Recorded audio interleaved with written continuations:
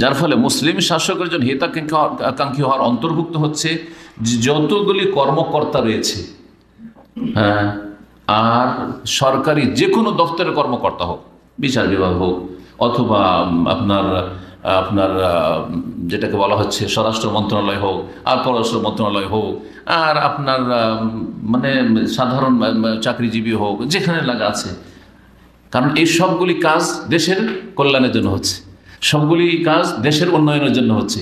সবাই যদি নিজ নিজ দায়িত্ব ঠিকভাবে পালন করে তাহলে দেশটা উন্নতি করতে পারবে। যেসব দেশে ঘুষ নেই সেসব দেশ উন্নত। কাফের হইল, কাফের দেশ হইল যেসব দেশে ঘুষ নেই সেসব দেশ উন্নত দেশ, দুনিয়ার ক্ষেত্রে উন্নত। জি, কাফের হইল। আর যে দেশে যত বেশি ঘুষখোরি আছে, যত বেশি দুর্নীতি আছে, সেসব দেশ তত অবনতিতে, সেসব দেশের অবস্থা তত বেশি খারাপ। জি, তো প্রত্যেকে আপন আপন জায়গায় থেকে যদি ভালোভাবে নিজের ডিউটিটা পালন করে, হ্যাঁ, খেয়ানত না করে, আমানত রক্ষা করে, তাহলে মুসলিম শাসকের জন্য হিতাকাঙ্ক্ষী হইল। জি, তৃতীয় কাজ অমিনা নসিহাতিল্লাহ, মুসলিম শাসকের জন্য হিতাকাঙ্ক্ষী হওয়ার তৃতীয় পদক্ষেপ হচ্ছে তানবীহুহুম আলাল আখতাই ওয়াল মুনকারাত। মুসলিম শাসকদেরকে সতর্ক করা বা জানিয়ে দেওয়া সেসব ভুল সম্পর্কে এবং ইসলাম বিরোধী কাজ সম্পর্কে, আল্লাতী তাহসুলু ফিল মুজতামা, যা মুসলিম সমাজে ঘটছে। মুসলিম সমাজে অনেক অন্যায় কাজ হচ্ছে, অপরাধের কাজ হচ্ছে, কিন্তু মুসলিম শাসকের কাছে ওই সব খবরই পৌঁছে না। বিভিন্ন দপ্তরে ঘুষ খাচ্ছে, নেতা জানেই না, জানতেই পারে না, তাই না? এই খবরগুলো যদি ওই দপ্তরগুলি থেকে জানিয়ে দেওয়া হয় তাহলে যতই বড় সেই ডিপার্টমেন্টের হয়তো হেড ঘুষ খাচ্ছে, ওখান থেকে যদি তার উপরে জানি, প্রত্যেকের উপরে কিন্তু একজন দায়িত্বশীল আছে, ওপর মহলে যদি জানিয়ে দেওয়া হয় তাহলে দুর্নীতি দূর হবে কিনা, ঘুষ মুক্ত হবে কিনা? হবে। ঘুষখোর বড় বড় অফিসাররা যদি দু চারটা অ্যারেস্ট হয় আর সেগুলি প্রচার মাধ্যমে চলে আসে যে এই বড় বড় অফিসার অমুক দফতরের ঘুষ খাওয়ার জন্য অ্যারেস্ট হয়েছে আর তার এতদিনের সাজা হয়েছে, তাহলে বাকি যেগুলি ঘুষখোর সেগুলি সতর্ক সাবধান হবে না? এই যে আল্লাহর ভয় যদি নাও থাকে তো মান সম্মান চলে যাবে, এর ভয় তো অবশ্যই আছে। হ্যাঁ, মান ইজ্জত রক্ষা করতে হবে, আর চাকরি রক্ষা করতে হবে, অমুকের চাকরি চলে গেছে, হ্যাঁ, চাকরি রক্ষা করতে হবে, হ্যাঁ, এইসব তো ভয় অবশ্যই আছে।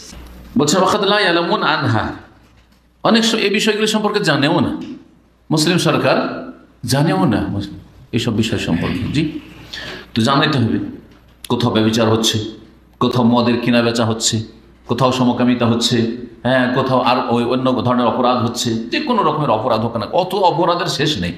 তো এত অপরাধ রয়েছে মুসলিম সমাজে বা মুসলিম দেশগুলিতে ছড়িয়ে আছে, এগুলি জানিয়ে দিতে হবে। ওয়ালাকিন ইয়াকুনু হাযা বিতারিকাতিন সিররিয়াতিন ফিমা বাইনান নাসিহি ওয়া বাইনাহুম, তবে এই যে আপনার অপরাধগুলি সম্পর্কে মুসলিম শাসককে জানাইতে হবে, এটা কি আপনি কোনো স্টেজে উঠে, লেকচারে উঠে আর লোকজনের সামনে, সেটা জুমার খুতবাই হোক অথবা ঈদের খুতবাই হোক অথবা কোনো একটা আমাদের দেশে যেমন মাহফিল হচ্ছে, উঠলেন আর দেশে অমুক অমুক গ্রামে এই হচ্ছে, অমুক অমুক অফিসার এই করছে, নাম ধরে ধরে এইভাবে করবেন, নাকি মুসলিম শাসককে আপনি গোপনে জানাবেন?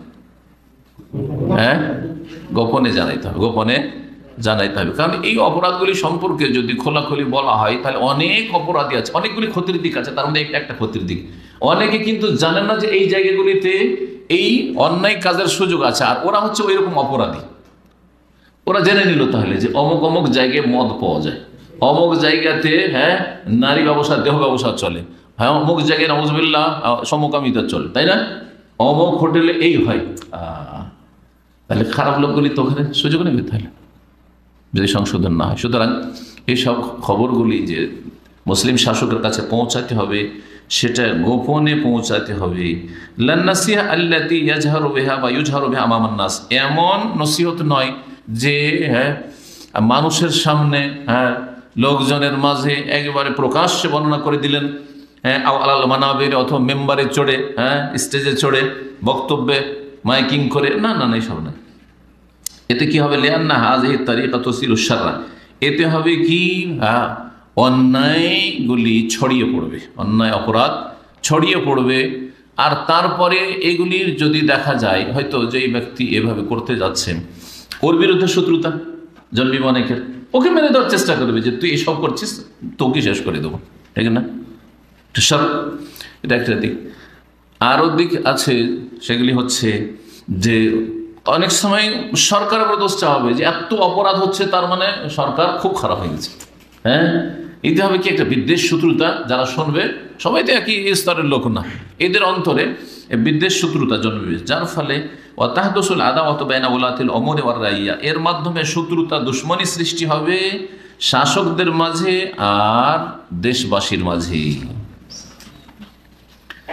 তারপরে শেখ সাহেব ফজল বলছেন, লাইসাতিন নাসিহাতু আন্নাল ইনসানা ইয়াতাকাল্লামু ফি আখতাই উলাতিল উমুর আলা মিম্বারি আও আলা কুরসিন আমামান নাস। এই তো ছিল জনগণের ভুল বা মুসলিম সমাজে যেসব অন্যায় কাজগুলি হচ্ছে এগুলি সম্পর্কে শাসককে জানানো।